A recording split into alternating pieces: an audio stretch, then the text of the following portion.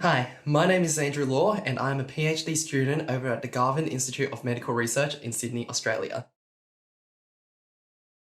Well, I wasn't actually born there. In fact, I wouldn't have been born for another 2 years afterwards.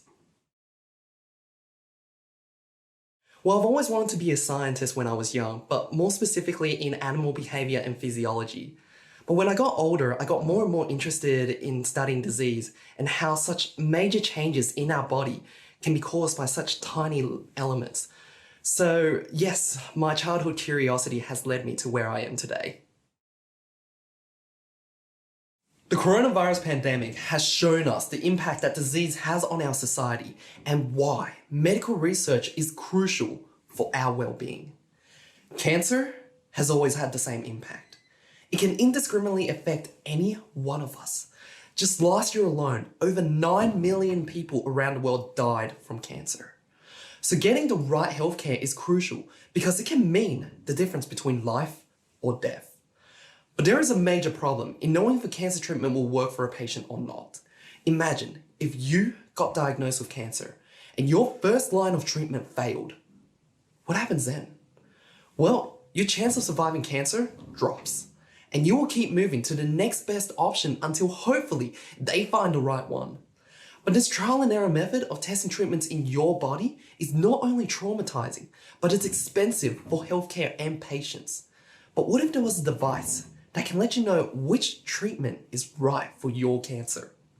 So to improve the survival chance of patients, I developed the Alton medical device that uses a specialized gel that mimics the environment within the human body, and we can trick tumors into surviving within it. We can take a biopsy, preserve it within the medical gel, and test multiple treatments on that tumor biopsy. We can then evaluate the tumor's response to the therapies and identify resistances or vulnerabilities based on data acquired from genetic sequencing and histopathology, which are standard tests used in hospitals. The information is then relayed to doctors to determine the best treatment option for the patient. Alton provides three crucial information. That is 1. Predict if the patient will benefit from chemotherapy. 2. Identify the most effective treatment. And 3. Personalize the therapeutic strategy for the patient. Clinical studies have shown that by personalizing cancer treatments, the success of these therapies can improve by more than 6 times compared to the conventional one-size-fits-all approach. As such, Alton was developed to break down the wall of giving ineffective cancer treatments by finding the best treatment strategy that is unique to each patient. Alton has been scientifically validated and we filed for a patent application with the Garvan Medical Institute in Australia. In an exciting collaboration with the King Hong Cancer Centre, we've enrolled 30 gastric cancer patients into an early stage trial starting later this year. We aim to incorporate Alton seamlessly into the personalised medicine workflow within hospitals.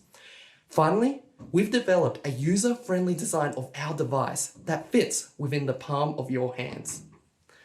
So getting cancer may be out of our control, but finding the right treatment doesn't have to be.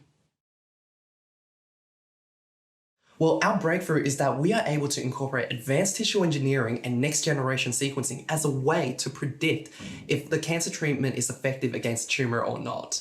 We can analyze genetic changes that reflect how the tumor will react and if the tumor will develop treatment resistance in the future. Well, the impact of our research will be improving the survival chance for cancer patients and also giving them a better quality of life by reducing the side effects so that patients and their families can get back to their normal lives as soon as possible. Well, we're beginning to test Alton on colon cancer patients, and I think we're going to learn a lot from that so that we can adapt Alton for more clinical usage. And it's not really the research that keeps me up at night, but more of the thought that how a disease can just turn your life upside down. And I think that's just a really scary thought.